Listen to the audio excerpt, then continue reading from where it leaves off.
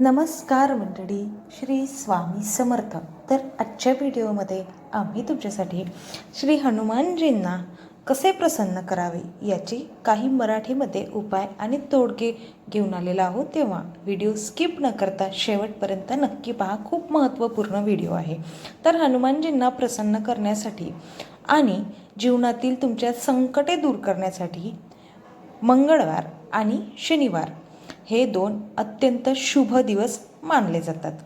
हनुमानजींना संकटमोचन असे म्हटले जाते. त्यामुळे खालील प्रभावी उपाय केल्याने तुमच्या आयुष्यातील सर्व अडचणी, आर्थिक समस्यासुद्धा दूर होऊ शकतात.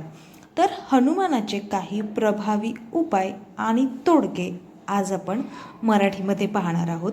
तर त्यामधील तोडगा नंबर 1, राम नामाचा जप.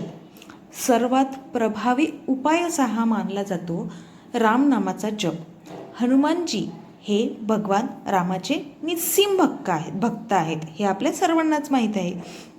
त्यामुळे राम नामाचा जप करणे हा हनुमानजीला प्रसन्न करण्याचा सर्वात साधा, सोपा आणि सरळ सोबतच प्रभावी उपाय आहे.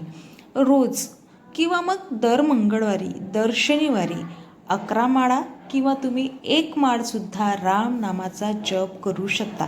फक्त जप हा मनाभावापासून श्रद्धेने नक्की करा. उपाय नंबर 2, हनुमान चालिसाचे पठण. रोज संध्याकाळी किंवा मग सकाळी हनुमान चालिसाचे पठण तुम्ही करू शकता. ह्यामुळे तुमची भीती आणि नकारात्मकता दूर होऊन तुमच्या आयुष्यातील संकटे दूर होतात. आता तोडगा नंबर 3, वडाच्या पानाची माळ.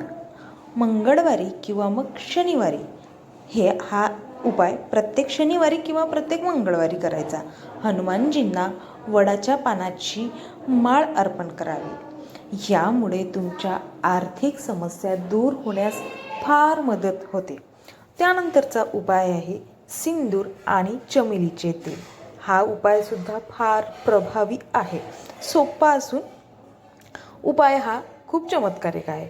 हनुमानजींना नारंगी सिंदूर आणि चमेलीचे तेल अर्पण केल्याने हनुमानजी प्रसन्न होतात आणि तुमच्या ज्या काही मनोकामना आहेत त्या सर्व मनोकामना म्हणजे इच्छा पूर्ण करतात. नंतरचा उपाय आहे हनुमान मंदिरात केळी अर्पण करणे.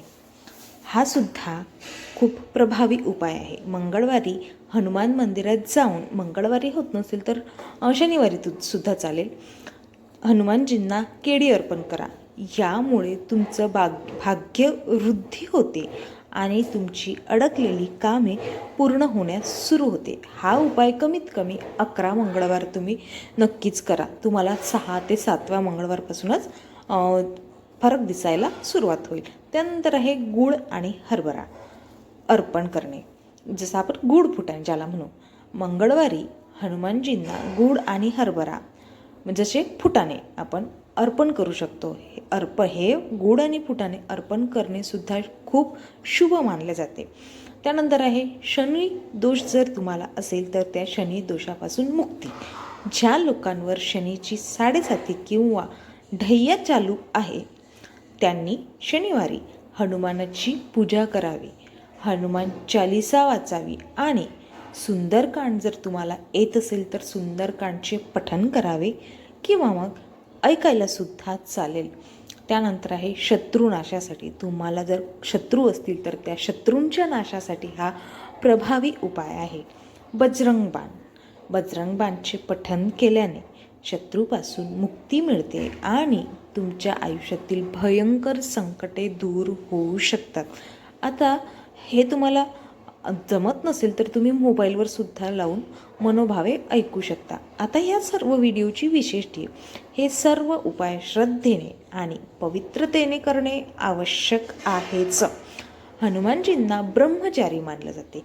त्यामुळे ज्या दिवशी तुम्ही हा उपाय करता त्या दिवशी ब्रह्मचर्याचे पालन करणे आवश्यक आहे. मंगळवारी किंवा मग शनिवारी ह्या 2 दिवसात.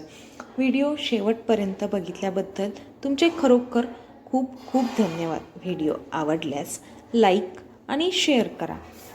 असेच नवनवीन व्हिडिओ पाहण्यासाठी आमच्या चॅनलला सबस्क्राईब करून कमेंट बॉक्समध्ये जय श्रीराम लिहायला विसरू नका.